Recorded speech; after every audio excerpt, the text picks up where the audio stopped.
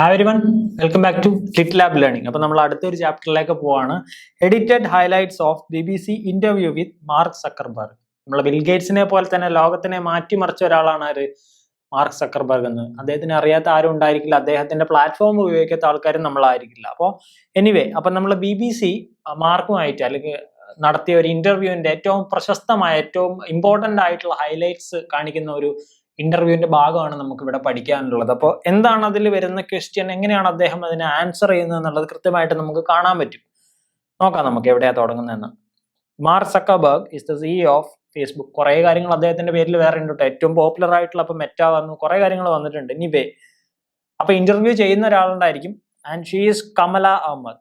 കമല അഹമ്മദ് ആണ് അദ്ദേഹത്തിനെ ഇന്റർവ്യൂ ചെയ്യുന്നത്. BBCക്ക് വേണ്ടിയിട്ട് അദ്ദേഹം ഇന്റർവ്യൂ ചെയ്യാൻ വേണ്ടി ഇരുന്ന് കൊടുക്കുകയാണ്. Anyway, the first session deals with the future of society and Mark's answer. അപ്പോൾ കമല ചോദിക്കുന്നുണ്ട്, നിങ്ങൾ ഈ സൊസൈറ്റിക്ക് വേണ്ടി എന്താണ് ചെയ്തു കൊടുത്തത് എന്ന് ചോദിക്കുന്നുണ്ട്. അതായത് ഫേസ്ബുക്ക് എന്നൊരു ആപ്പ് ഉണ്ട്. ഇനി ആപ്പ് ഈസ് ആൻ ആപ്പ്. അത് ഒരിക്കലും നമുക്ക് ഈ ആപ്പ് ഉണ്ടെന്ന് വിചാരിച്ചിട്ട് തെങ്ങിൽ കയറി തേങ്ങ ഇടാനൊന്നും പറ്റില്ല. അപ്പോൾ there is A distinction between things. അപ്പോൾ എന്താണ് ഈ ആപ്പ്, അല്ലെങ്കിൽ എന്താണ് നിങ്ങൾ സൊസൈറ്റിക്ക് വേണ്ടി ചെയ്തു കൊടുത്തത് എന്ന് ഒരു ചോദ്യം നമ്മൾക്ക് എപ്പോഴും വരുന്നുണ്ട്.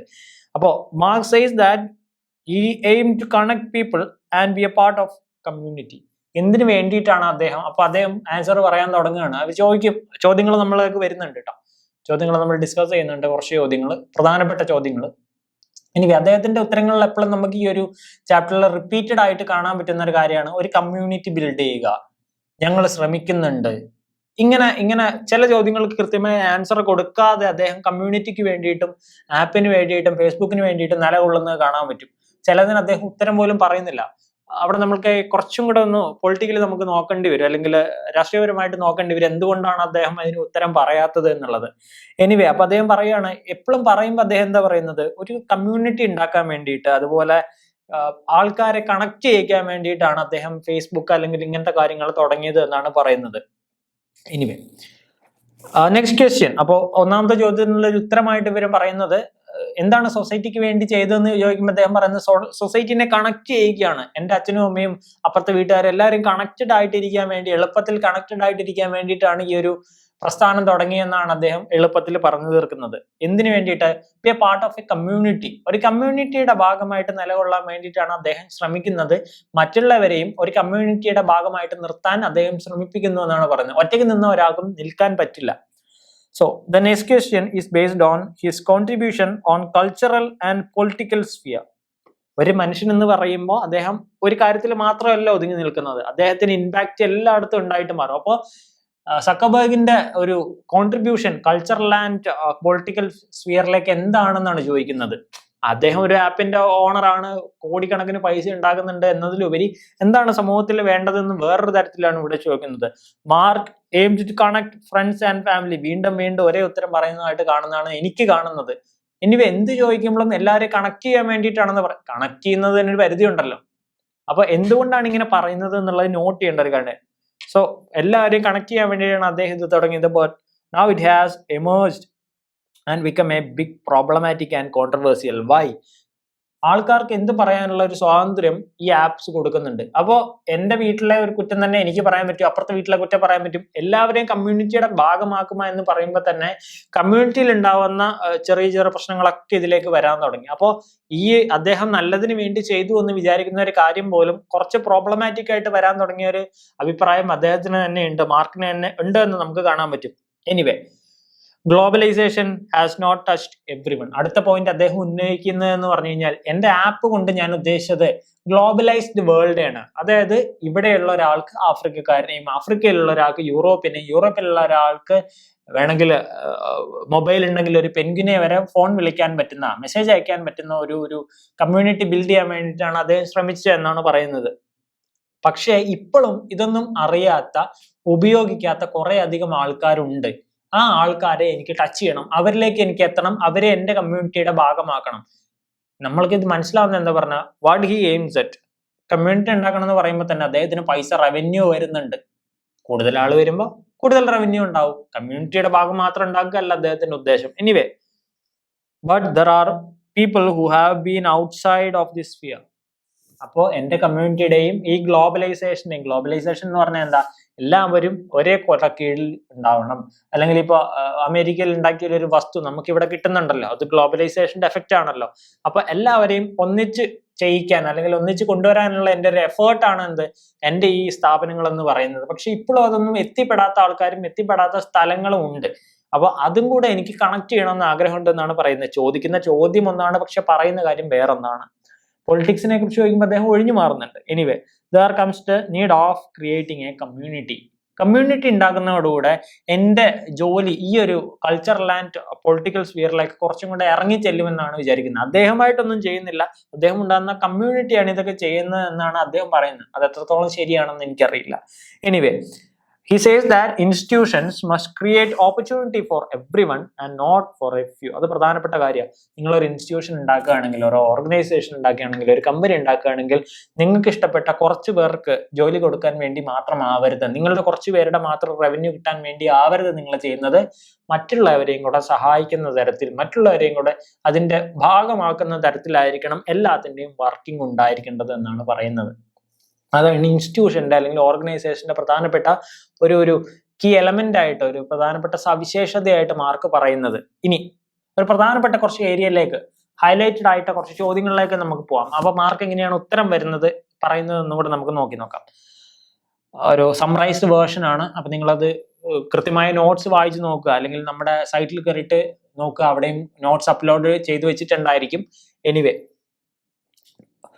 Question 1, how large global businessman can contribute to the world? അവർ ചോദിക്കുന്നു, നിങ്ങളൊരു ഗ്ലോബൽ ആയിട്ടുള്ള ഒരു ബിസിനസ്മാൻ ആണ്, നിങ്ങൾക്ക് കുറെ പൈസയുണ്ട്, കുറെ ആൾക്കാരെ നിങ്ങൾക്ക് അറിയാം, നിങ്ങൾക്ക് എങ്ങനെയാണ് ഈ ലോകത്തിൽ ഒരു വ്യത്യാസം വരുത്താൻ പറ്റുക? അത് നിങ്ങളുടെ ഡ്യൂട്ടി ആയിട്ട് നിങ്ങൾ എപ്പോഴെങ്കിലും എടുത്തിട്ടുണ്ടോ എന്ന് ചോദിക്കുന്നത്. മാർക്ക് അപ്പൊ തന്നെ പറയുന്നുണ്ട്, mark doesn't agree with that. അദ്ദേഹം പറയുന്നു, ഇത് എന്റെ മാത്രം ഡ്യൂട്ടിയാണെന്ന് ഞാൻ വിചാരിക്കുന്നില്ല. എന്റെ മാത്രം ഡ്യൂട്ടി ആണെങ്കിൽ തലയിൽ വന്നിരിക്കുമല്ലോ. അതുകൊണ്ട് പുള്ളി എന്ത് പറയുന്നു, he doesn't agree with that. And he goes to the same answer. Facebook is trying to provide help to the needy. ആവശ്യക്കാർക്ക് സഹായം കൊടുക്കാൻ വേണ്ടിയിട്ടാണ് ഞാൻ ഫേസ്ബുക്ക് ഉണ്ടാക്കിയിരിക്കുന്നത്. അതുകൊണ്ട് ഫേസ്ബുക്ക് എല്ലാവർക്കും വേണ്ടി സഹായം ചെയ്യുമെന്നാണ് പറയുന്നത്. അപ്പൊ ലീഡർ എന്നുള്ള നിലയിൽ ഞാനൊന്നും ചെയ്യുന്നില്ല, ഞാനൊന്നും ചെയ്യേണ്ട ആവശ്യമില്ല. I have built a community and they will help each other. A leader must think of opportunities that can help the community. അപ്പോൾ എൻ്റെ ഭാഗത്തുനിന്നൊന്നും ഉണ്ടായിരിക്കില്ല, എൻ്റെ ഗ്ലോബലൈസ്ഡ് ആയിട്ടുള്ള എൻ്റെ ഒരു എഫക്റ്റ് മാത്രമേ എനിക്ക് കാണിച്ചു തരാൻ പറ്റൂ എന്നുള്ളതാണ് പറയുന്നത്. അതുകൊണ്ട് ബിസിനസ് മാൻ എന്നുള്ള നിലയിൽ എന്നെയോ ജെഫ് ബെസോസിനെയോ അല്ലെങ്കിൽ എലോൺ മസ്കിനെയോ മാത്രം നിങ്ങൾ എടുത്ത് കാണിച്ച് ഞങ്ങളോട് എല്ലാവർക്കും കോൺട്രിബ്യൂട്ട് ചെയ്യാനും പൈസ കൊടുക്കാനും പറഞ്ഞാൽ ഞങ്ങൾക്ക് പറ്റില്ല. We have such entity, they will do the rest എന്നാണ് പറയുന്നത്. Next one, Mark seems to be so distant from ordinary people's life. എന്തുകൊണ്ടാണ് അങ്ങനെ? അപ്പോൾ ഇവർ ചോദിക്കുന്നു, മാർക്ക് എന്ന് പറയുന്ന അല്ലെങ്കിൽ സക്കർബർഗ് എന്ന് പറയുന്ന ഫേസ്ബുക്കിന്റെ ഒക്കെ സ്ഥാപകൻ സാധാരണ ആൾക്കാരിൽ നിന്ന് വളരെയധികം ഓർഡിനറി ലൈഫിൽ നിന്ന് വ്യത്യസ്തമായി വിട്ടു നിൽക്കുന്ന ഒരാളാണെന്ന് ഞങ്ങൾക്ക് ഒരു കാഴ്ചപ്പാടുണ്ട്. അതിന്റെ കാരണം എന്താ? നിങ്ങൾ ഒരു ഓർഡിനറി മാൻ അല്ലേ? അല്ലെങ്കിൽ എന്താണ് നിങ്ങൾ ആവാൻ വേണ്ടി ശ്രമിക്കാത്തത്? ആവുമോ എന്നൊക്കെയാണ് ചോദിക്കുന്നത്. Mark says that he is trying to empower people through Facebook. വീണ്ടും ഫേസ്ബുക്കിനെ പറ്റി മാത്രമേ പറയുന്നുള്ളൂ. ഞാനൊരു സാധാരണ മനുഷ്യനാണ്, അതുകൊണ്ട് തന്നെ ഞാൻ ഫേസ്ബുക്കിലുണ്ട്. അതുകൊണ്ട് തന്നെ ഫേസ്ബുക്ക് മറ്റുള്ളവരിലേക്ക് കണക്ട് ചെയ്യുന്നതോടുകൂടി ഞാനും ഒരു സാധാരണക്കാരനെ പോലെ ഇവിടെ ജീവിക്കും, അല്ലാതെ എനിക്ക് സ്പെഷ്യാലിറ്റി ഒന്നും ഇല്ല എന്നൊക്കെ മാർക്ക് പറയുന്നുണ്ട്.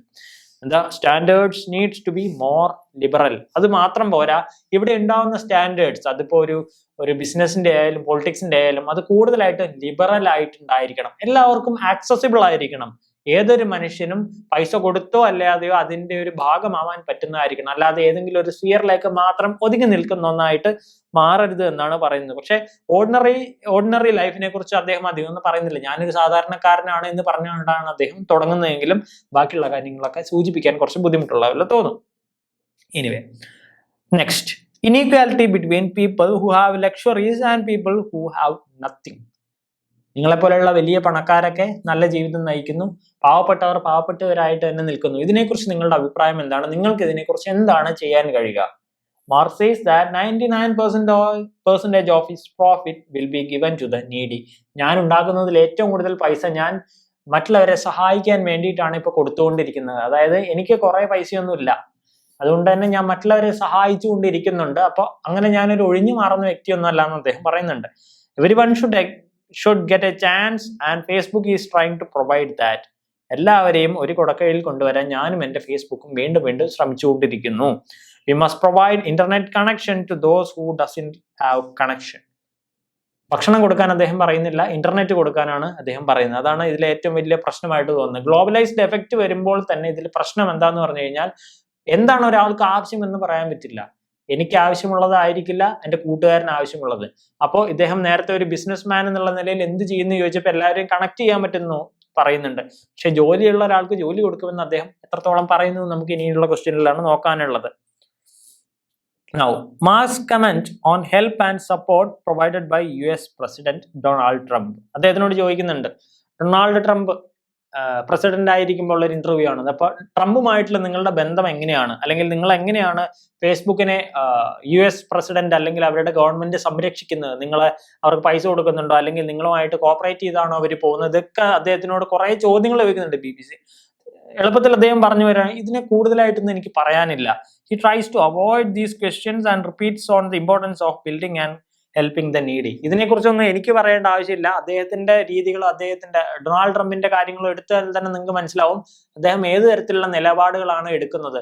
അപ്പൊ എന്നോടുള്ള ക്വസ്റ്റ്യൻസ് എന്നോട് ചോദിക്കാൻ, ഡൊണാൾഡ് ട്രംപിനോടുള്ള ക്വസ്റ്റ്യൻസ്, അതായത് പൊളിറ്റിക്സുമായി ബന്ധപ്പെട്ട ചോദ്യങ്ങൾ അദ്ദേഹത്തിനോട് ചോദിക്കണമെന്നാണ് മാർക്ക് പറഞ്ഞു വെക്കുന്നത്. അതായത് എന്നോട് ചോദിക്കേണ്ട, ഇന്റർവ്യൂവിൽ ചോദിക്കേണ്ട ചോദ്യങ്ങൾ മാത്രം ചോദിച്ചാൽ മതി. പൊളിറ്റിക്സിലേക്ക് ഇറങ്ങാനോ അതിനുമായിട്ട് സംബന്ധിച്ച കാര്യങ്ങൾ പറയാനോ എനിക്ക് ആഗ്രഹമില്ല എന്ന് അദ്ദേഹം പറയുന്നത്. ബേസിക്കലി അതൊന്ന് ഒഴിഞ്ഞു മാറുന്ന ഒരു പൊളിറ്റിക്സിലേക്ക് അല്ലെങ്കിൽ മറ്റുള്ളവരുടെ കാര്യത്തിലേക്ക് ഇടപെടേണ്ട കാര്യത്തിലൊന്നും മാർക്ക് ഇവിടെ ഇടപെടുന്നതിനായിട്ട് നമുക്ക് കാണാൻ പറ്റുകയില്ല. Any possibility of coming in to politics, നിങ്ങൾ എന്തെങ്കിലും നമ്മളുടെ ഇവിടുത്തെ വിജയെ പോലെ പൊളിറ്റിക്സിലേക്ക് ഇറങ്ങുമോ എന്നാണ് ചോദിക്കുന്നത്. അപ്പോൾ അദ്ദേഹം പറയുന്നു, he says that is not interested right now. എനിക്കിപ്പോ കുറെ കാര്യങ്ങൾ ചെയ്ത് തീർക്കാനുണ്ട്, അത് കഴിഞ്ഞിട്ട് എന്താവുമെന്ന് എനിക്കറിയില്ല, എനിക്കിപ്പോ പ്ലാൻ ഒന്നുമില്ല. He only wants to work for the improvement of the society. സൊസൈറ്റിയിലേക്ക് വേണ്ട നല്ല കാര്യങ്ങൾ ചെയ്യാൻ മാത്രമായിരിക്കും എൻ്റെ ഒരു കഴിവും എൻ്റെ ഒരു ഓർഗനൈസേഷനും എന്നാണ് അദ്ദേഹം പറയുന്നത്. അതായത് ആവശ്യക്കാർക്ക് ആവശ്യമായിട്ടുള്ള കാര്യങ്ങൾ എത്തിച്ചു കൊടുക്കാനായിരിക്കും ഞാൻ ശ്രമിക്കുക. പൊളിറ്റീഷ്യൻസിന് അവരുടേതായിട്ടുള്ള ജോലികളുണ്ട്, എനിക്ക് എൻ്റെതായിട്ടുള്ള ജോലികളുണ്ട്. ഇതിനൊരിക്കലും മിങ്കിൾ ചെയ്യിക്കാൻ ഞാൻ ആഗ്രഹിക്കുന്നില്ല. Right now I'm not interested in politics എന്നാണ് അദ്ദേഹം ആ ഒരു സമയത്ത് പറഞ്ഞു വെക്കുന്നത്. അടുത്തത്, how polarisation and filter bubbles affect society, is it a risk? അതായത് പോളറൈസേഷൻ എന്ന് പറഞ്ഞു കഴിഞ്ഞാൽ പോളറൈസ് ചെയ്യുക, ഒരു കുറച്ച് കാര്യങ്ങളെ മാത്രം എടുത്ത് കാണിക്കുക, നിങ്ങൾക്ക് ആവശ്യമുള്ളതിനെ മാത്രം നിങ്ങളുടെ അരികിലേക്ക് കൊണ്ടുവരിക, അതൊക്കെ പോളറൈസേഷൻ എന്ന് പറയുന്നതിൻ്റെ കൂടെ ഉള്ളതാണ്. അതുപോലെ ഫിൽട്ടർ ബബിൾ, അതിനൊരു ഉദാഹരണം പറഞ്ഞു കഴിഞ്ഞാൽ, ഇപ്പൊ നിങ്ങൾ ഫേസ്ബുക്ക് അല്ലെങ്കിൽ യൂട്യൂബ് ഉപയോഗിക്കുകയാണെങ്കിൽ നിങ്ങൾ കൂടുതലായിട്ട് സെർച്ച് ചെയ്യുന്ന ടോപ്പിക്സിനെ കുറിച്ചിട്ടുള്ള വീഡിയോസും റീൽസും ആണ് വന്നുകൊണ്ടിരിക്കുക. അപ്പൊ അത് ഫിൽട്ടർ ബബിളാണ്, നിങ്ങളുടെ ചുറ്റുമുള്ള കാര്യങ്ങളൊന്നും നിങ്ങൾ അറിയുന്നില്ല. അപ്പൊ അതൊരു റിസ്ക് ആണോ എന്നാണ് ചോദിക്കുന്നത്. അതായത് പൊതു കാര്യങ്ങളൊന്നും അറിയാതെ, ഇപ്പോൾ എന്റർടൈൻമെന്റ് മാത്രം കാണുന്ന ആൾ അത് മാത്രമായിട്ടുള്ള കാര്യങ്ങൾ അറിയുന്നത്, അതുപോലെ സ്പോർട്സ് മാത്രം കാണുന്ന ആൾ അത് മാത്രം അറിയുന്നത്. അപ്പൊ ഇതുമായിട്ട് ഒരു ബന്ധം ഉണ്ടായിരിക്കില്ല. റീൽസിലും കാര്യങ്ങളും ഒക്കെ കണ്ടിന്യൂസ് ആയിട്ട് ഈ ഫിൽട്ടർ ബബിൾസ് എന്ന് പറയുന്ന കാര്യം വന്നുകൊണ്ടിരിക്കും. പുതിയ വിവരങ്ങളൊന്നും അറിയില്ല. അപ്പൊ അതൊരു പ്രശ്നമാണോ?